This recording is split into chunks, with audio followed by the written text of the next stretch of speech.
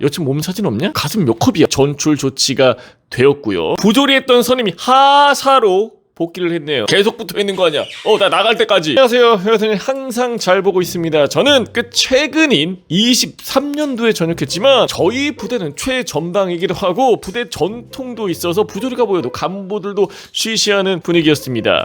23년도에 전역했으면 지금 3년도 안 된 거잖아요. 그쵸? 어디니? 거기 부대 어디야? 지금 인터넷 끝판왕에서 모르면 못 받는 통신지원금 80만원 설치 당일 즉시 입금받을 수 있습니다. 내가 내는 월 요금에 포함되어 있는 거라 이거 안 받으면 결국 나만 손해보는 겁니다. 통신지원금 80만원에 합리적인 요금 설계로 결합 할인 72만원까지 놓치지 않고 챙겨준다고 하는데요. 꼭 가입하지 않아도 됩니다. 지금 견적만 받아본 스타벅스 커피 쿠폰 증정, 현금 상품을 혹시라도 더 주는 곳이 있다면 차액 150%를 보상을 한다고 하니까요. 다른데 알아볼 필요도 없이 믿고 하셔도 됩니다. 365일 상시 상담 가능하니까요. 1666-9068로 전화하시거나 더보기란 고정 댓글 링크를 꼭 확인해 보시길 바라겠습니다. 충성! 그래서 구타, 폭언, 심부름, 강요, 괴롭힘 등 부조리가 많았습니다. 게다가 여단장님, 대대장님, 중대장님, 소대장님 모두 ROTC 출신인 것도 신기했고요. 어쨌든 저희 부대에서 차땡땡이라는 상병이 가장 후임들을 못살게 괴롭혔습니다. 훈련도 많아서 혹한기, KCTC, GOP 파견, 유격, 철야, 행군 등 심심하지도 않을 텐데 큰 실수를 하지 않아도 훈련 때마다 매일 엎드려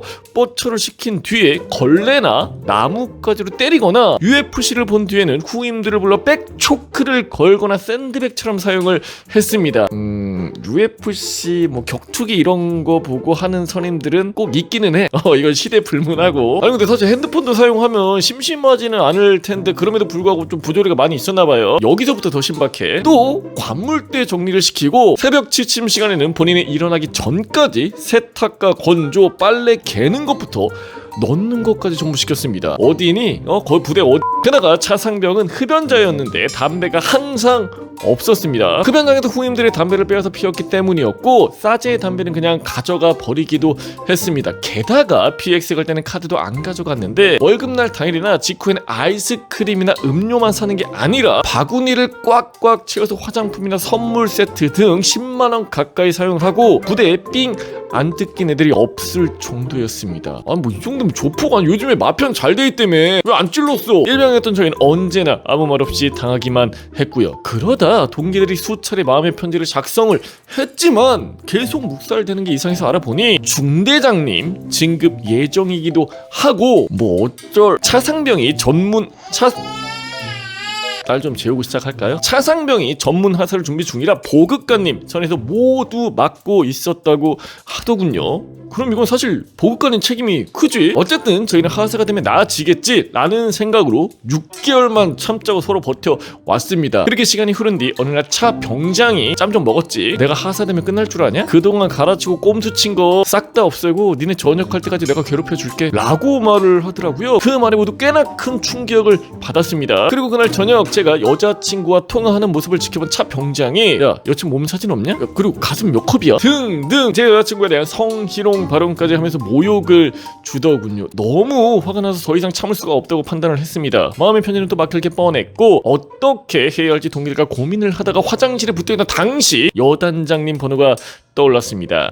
좋아요. 그래서 주말에 정중하게 문자로 차병장 때문에 죽고 싶다. 매일 구타와 폭언 심부름 등으로 너무 힘들다. 마음의 편지도 잘 전달이 되지 않아요. 라는 식으로 보냈습니다. 그리고 다음 주 월요일 여단에서 두 분이 내려왔습니다. 각 생활관을 돌며 차병장이 부조리 사실을 확인했고 결국 그는 전문회사 탈락과 함께 전출 조치가 되었고요. 좋아요. 여기까진 끝난 거잖아. 여단장님께서도 연락해줘서 고맙다. 앞으로 걱정하지 말라고 하셨습니다. 그렇게 한동안은 편하게 군생활을 했습니다. 그런데 어느 날 같은 표현은 뭐예요? 반전이 있다라는 거야. 부대 홈페이지에 여단장과 차병장이 악수하는 사진이 올라왔습니다. 하사 임명식 같은 사진이었는데 저희는 정말 큰 충격을 받았습니다. 그때 당연하지 탈락했으면 그게 끝나는 거 아닌가 싶은데 뭐야? 웬 사진? 결국 차병장은 하사가 되었고 이후 1, 2주에 한 번씩 저희 중대에 와서 친했던 동기들과 이야기도 하고 보급관과도 이야기를 하며 생활관을 순찰했습니다. 심지어 저희를 째려보고 두발 상태 점검까지 하며 보급관님께 누구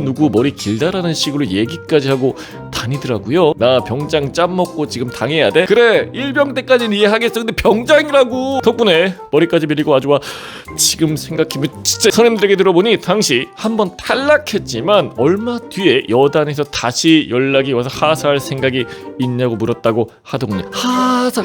하지마. 인원이 없으니까 어떻게든 긁어 모으는 거야. 그래서 하사가 되었고 그 사진이 올라온 것이었습니다. 그 모습을 보면서 이렇게까지 해야 ROTC 출신으로 여단장까지 올라가는 건가? 라는 생각이 들었고 참 씁쓸했습니다. 뭐 출신이라기보다는 어떻게 보면 이게 지간 바이 지간이겠지. 근데 사실 저 정도로 병생활을 했으면 이게 하사를 받는 게 맞나 싶기는 하는데 진짜 아예 없나봐 지원자가. 저희는 병장이 되고 말년이 되어서도 전역할 때까지 차 하사가 올 때마다 두발 검사를 피하려고 숨어 지내다가 겨우 전역을 했습니다. 얼마나 불안했을까요? 그쵸? 행복한도 아니고 회사 내부라기한테. 여러분 마지막으로 하고 싶은 말은 힘든 일이 있어도 화장실에 붙어있는 번호로 연락하는 건 절대 하지 마시길 바랍니다. 근데 사실 이거는 해결되는 경우도 많이 있어. 참고로 여단장님은 이후 진급 때문인지 12사단 참모장으로 계셨고 현재는 잘 모르겠습니다. 이 모든 내용은 이름만 거짓일 뿐 과장 없는 실합 100%입니다. 이상 사연 마치겠습니다. 충성! 정말 고생 많으셨고요. 우리 제보자분 나가서 정말 좋은 분들과 함께 행복한 일들만 가득하시길 진심으로 바라겠습니다. 충성! 수고하셨습니다.